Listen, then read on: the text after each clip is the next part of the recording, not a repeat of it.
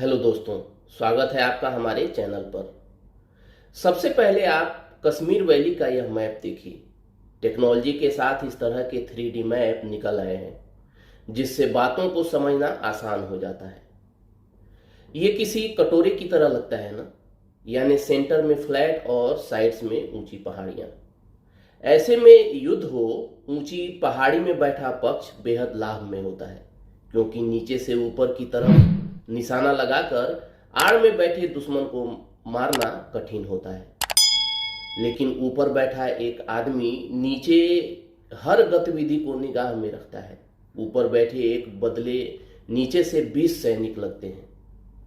इलाज है हवाई जहाज से बमबारी, तोप से सेलिंग, रात में हमला, और इन्हीं तरीकों से हमने करगिल लड़ा।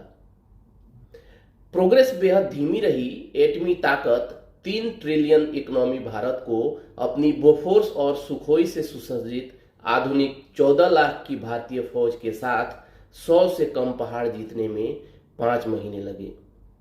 500 से ज्यादा फौजी मारे गए। इसके बाद भी कुछ पॉइंट्स हम कभी जीत नहीं पाए। यह तब की सरकार प्रचारित नहीं करती है, लेकिन आपसे विजय दिवस जरूर मनाती है। Now back to 1947। अक्टूबर में कश्मीर राजा ने जब एक्सेशन किया, तब गिलगिट बाल्टिस्तान उससे टूटकर ऑलरेडी पाकिस्तान से मिल चुका था। विद्रोही तथा पाकिस्तानी ऑलरेडी श्रीनगर के दरवाजे पर खड़े थे। 3D मैप एक बार फिर से देखिए। यह कटोरा दक्षिण में भारत की ओर से भी पहाड़ियों से बाधित है, यानी वहां पहुंचने की रोड नहीं थी। अंग्रेजों के दौर की रोड पाकिस्तान होकर जाती थी, हमें उसका एक्सेस तो मिलता नहीं। तो एयरफोर्स के जहाज से फौजी गए। एयरफोर्स यानी सेकेंड वर्ल्ड वॉर के ब्रिटेन के फेंके या छोड़े छकड़ा प्रोपेलर प्लेन, उड़न रिक्शा समझ लीजिए। इसमें 15 से 20 फौजी बैठकर जाते। श्रीनगर के कच्चे मिट्टी की हवाई पट्टी पर उतरते 3 दिन में कुछ हजार फौजी पहुंचे।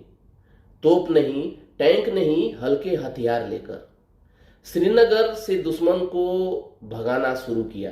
कटोरे का प्लेन तला जीत लिया। कश्मीर वैली तब से आपकी है। लेकिन जहां से पहाड़ियां शुरू होती हैं, पाकिस्तान एडवांटेज में आ जाता है। तब तक दिसंबर भी आ जाता है, बर्फ है और दोनों तरफ की फौज बर्फ में लड़ने को ट्रेंड नहीं। सेनाध्यक्ष, जो दोनों तरफ ब्रिटिश हैं, युद्ध विराम मांगते हैं। जी हां, यह रिकॉर्ड पर है कि सेना ने युद्ध विराम मांगा, यह कहकर कि सर्दियों में लड़ना संभव नहीं। तब की सरकार ने अमेरिकन राष्ट्रपति के डर से युद्ध विराम नहीं किया था। तो जहां युद्ध विराम हुआ वही अभी LOC है, जिसे आप POK कहते हैं। वह नीलम घाटी और मुजफ्फराबाद सहित 4 जिले ऊपर गिलगिट बाल्टिस्तान है। इन इलाकों में हजारों पहाड़ हैं। 100 पहाड़ 1999 में जीतने में जिनको पसीना फूट गया। आप हजारों पहाड़ 1947 में न जीतने पर स्यापा करते हैं। यह कश्मीर पाने की चिंता नहीं, यह घरेलू ऑडियंस के लिए खड़ा किया गया राजनीतिक नारा है। क्योंकि आंखों देखा सत्य यह है कि इस तरह की पहाड़ियों में वर्ल्ड पावर अमेरिका 20 साल लड़कर अफगानिस्तान में नहीं जीत पाया। लाखों ड्रोन हमले, हजारों F-16 फ्लाइट्स, बड़े बम। आप सोचते हैं कि मोदी शाह किसी दिन सेना के हाथ खोल दें तो हफ्ते भर में POK भारत का हो जाएगा। इसलिए मैं हैशटैग चुकादे का यूज करता हूं। मसले का समाधान क्या है? एक ही है।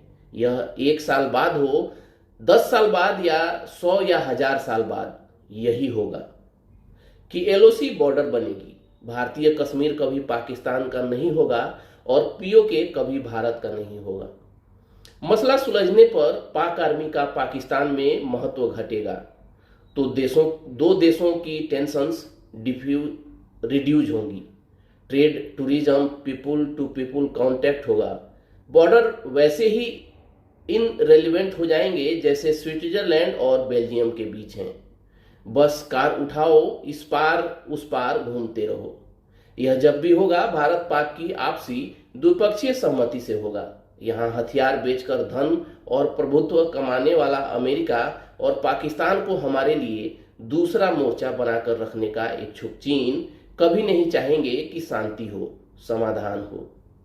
तो चुकादे से जो लोग दिन रात हिंदू मुसलमान पाकिस्तान पीओके मार देंगे, जान दे देंगे के नारों और युद्ध में देशभक्ति खोजते हैं, वे बेसिकली अमेरिका और चीन के हित पूरे कर रहे होते हैं। यही नहीं, ऐसी सरकारें भी चीन और अमेरिका के हित ही पूरे करती हैं, फिर उनसे कर्जे लेती हैं, अपनों को ठेके दिलवाती हैं, उनके मुकदमों में फेवरेबल फैसले भी दिलवाती है।